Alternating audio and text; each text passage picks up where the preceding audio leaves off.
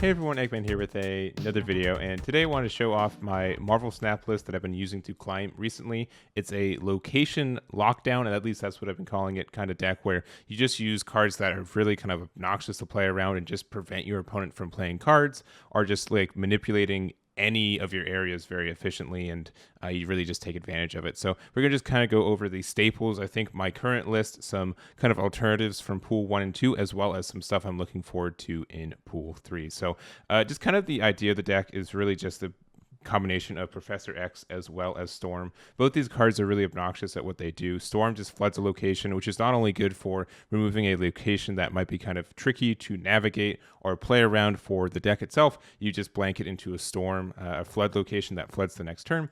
And then additionally to Professor X just like locks down completely down a location. You can't do anything in there. If you have buffs that apply to cards outright in that location, you can, which is kind of how we get benefits from it. But if you can put Professor X in the right spot at the right time sometimes, you just win the game on the spot, which is kind of cool. So that's just really how I started playing and building this deck, was kind of around these two. And kind of two other staples in my mind are both Mr. Fantastic as well as Claw. Both of these just let you manipulate the zone that you're in, the location, without having to be in that location, which is really important for this deck as well. I think there's a lot of ways to build it as well. It's kind of just a flexible idea of let's be really obnoxious. Let's make it so my opponent can't play cards where they want to play cards, and I win because of that, because I have ways to manipulate my location score without having to be in that location. So going into my example deck list right here. So again, I think this is really flexible for what we're doing. I'm just going to go over the cards that I'm using and explanations for why I'm using them. Iceman, really good at just being, again, very obnoxious. Turn 1, it just means that sometimes it prevents your opponent from making a play that they want to do, which is really nice. Especially if it hits a 5 or a 6, it just means your opponent probably can't play that for the game, which is kind of cool. And like sometimes it just does discard 1 card from your opponent's hand, which is good in a game kind of like this. Nova, I really like this card right now, and this is also, this might be bad. You can just tell me this is a bad combo, but it's been working on ladder, and I've been using it. But the idea is just that, well, a lot of people are playing cards that destroy 1-drops, including and pretty much only Killmonger. There's Elektra as well, but mostly just Killmonger. And I was playing Killmonger in my list because I was playing into so many Kazu lists that I just want to play it, because this just wins you the matchup in that, that scenario, right? But the more I played, the more I realized, you know what? Let's put Nova in our list. If we put Nova, this could be a buff that we can put across other locations, and that just means that this 1-2 could be like a 1-6 at the end of the game if we time it right. And just the fact that this can boost things that are not in your original location, I think is good. It's strong, and it just kind of plays into what we're doing already. So honestly, this is just such a good meta call right now that, again, this can play and win you the game if your opponent doesn't play around it. And if they do play around it, then you're probably still winning, which is kind of nice. So I think that is some extra kind of value there, especially if you lock down a location with Storm that has a bunch of 1-drops in it. Later in the game, you can pretend like you're just giving up that location, and then later in the game, you can just drop Killmonger, it gets rid of it, and then you just kind of win there. So Carnage is just good for potentially just clearing up a location if it's too big, has too many cards in it, which does happen sometimes with some locations, as well as a way to proc Nova if you don't see your Killmonger, which is nice. Colossus is just a 2-drop with ongoing, which we are an ongoing variant of this because there's just so many ongoing skills that I decided to do that. Sentinel, just to kind of make sure that we have things to play when we need to. This is probably the weakest card in the list. It's just a staple almost to me in kind of these mid-range decks that you want to make sure that you're playing something every turn to get your value.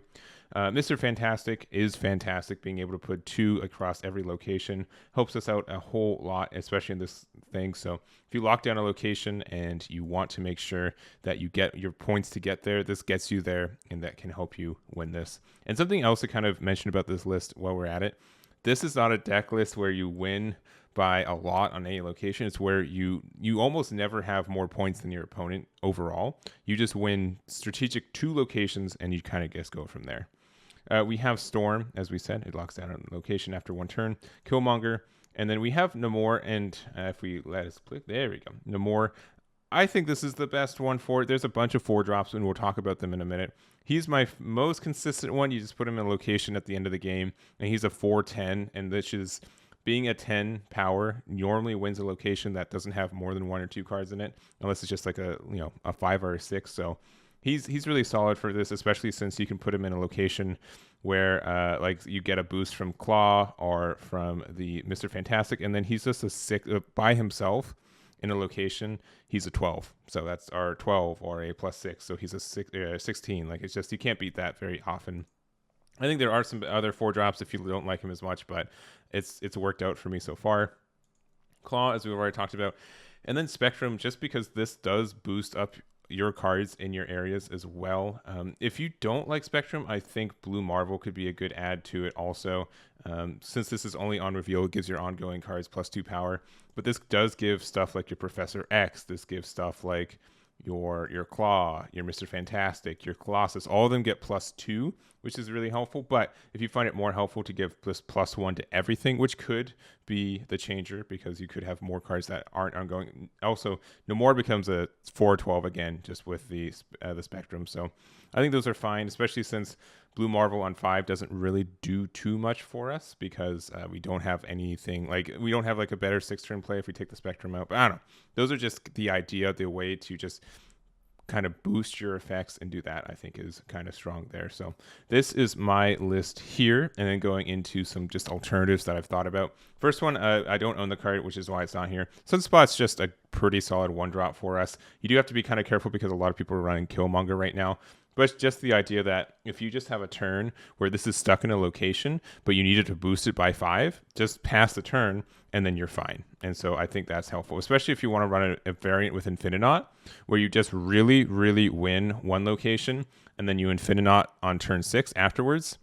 I think that's honestly very viable right now. I think that's one of my testing kind of scenarios with this list. And so if you do that, definitely run Sunspot. I don't have it. I'm almost at the end of Pool 2, I promise. I'm really wanting to get into Pool 3, and we're almost there. So I think he's viable. Ant-Man, he's an ongoing card, so I think that's fine there. Angela, I've been told to play this card, and maybe I will soon. If you play it on turn 2, it just becomes a 2 times 3, 2/7, which is pretty good at the end of the game. So I think that's fine. You have to keep playing everything on one location, but that's pretty much what we do in this build anyway. So if you like Angela, I think this is actually a probably good add, and probably something I'm going to be testing with soonish than later, but I think there's something good. Ironheart just helps you boost other locations. It's random and it's RNG, but it is +2 to everything, which can be kind of nice there. So if you like Ironheart, go for it. Captain America, another ongoing card, and it boosts if you just set up on one location and then try to win the other one. It's good there.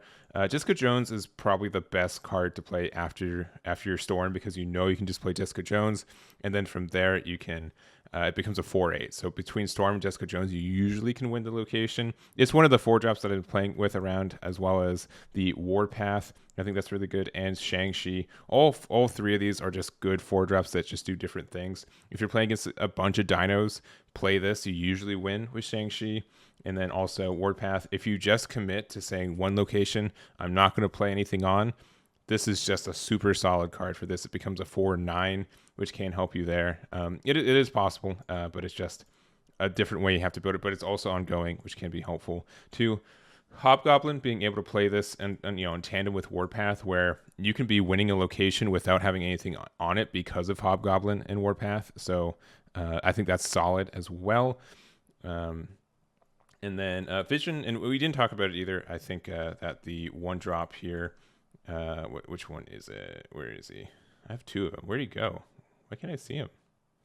I'm looking probably right. Nightcrawler, there he is. I don't know why that took so long. Nightcrawler is super good as something that you can just play turn 1, and you can just move to the location you need to at the end of the game for that extra bonus.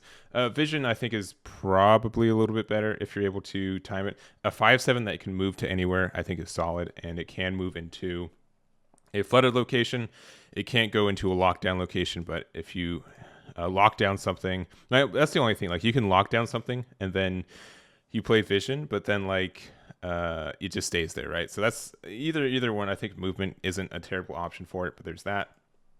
And then Onslaught, this can double your ongoing effects. So for your Claw or your Mr. Fantastic, you can double it up there too. So if you need the extra 2 or extra boost with those cards, that is something you can get some benefit from as well. I generically like like Spectrum a little bit better, just because this does give it +2 to your ongoing, so you can put it in a location where they're not, which is probably how it's going to happen. But like, for example, if you have the middle location for your Mr. Fantastics and for your claws, then you can just put Onslaught there. You double up the effects, and like the fact that it's a 7 is pretty strong and can help you win the location. So those are the pool 1 and 2 alternatives, and let's go into some pool 3 cards that I've been thinking about too, if you're thinking about upgrading this into a pool 3 list as well. For pool 3 cards that I've had my eye on, first we have Daredevil, that on turn 5 you get to see what your opponent plays before you play your own thing. So obviously if you have something with your Professor X, you have a location you have in mind, that insurance that this Daredevil is going to give you to say, you know what,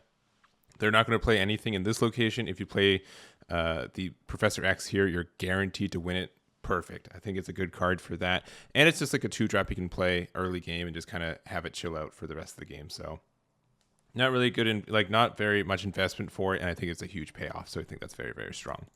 Next, we have Mysterio.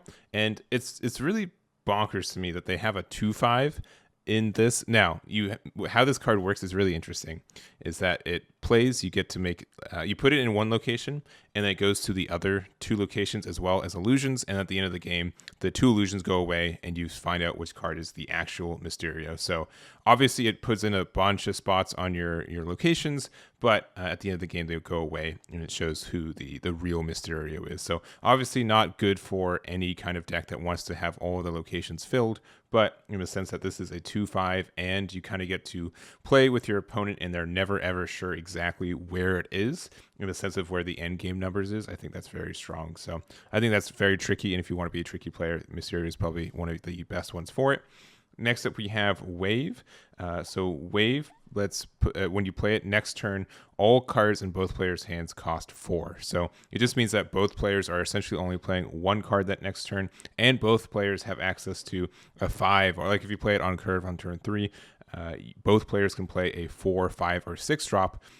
Because they're all going to be 4. Like you get to choose which one. So it just means that you can play Professor X 1 turn earlier if you want to, and there's some cool interactions with that as well. So I think that's strong. And if your opponent's doesn't have their turn 6 in hand, I think that could be strong there too. So good card there. And then Spider-Man, when you play this, essentially your opponent can't play a card in that location afterwards. So fantastic setup for your Professor X. You put it in a location, and if you're still winning it by at least 3, or like not losing it more than 2, you know that you're pretty safe to put that Professor X there, and then you're pretty much guaranteed that location. So I think that's strong. And so being able to use Storm to put one location on the right to have it kind of tricky, like have it need to focus on that. Then you can play Spider-Man on like a different location, and then you can put Professor X there. So I think that's like a really good combination of plays, and it just helps you like guarantee some of your location wins pretty trickily. So I think that's really, really cool there.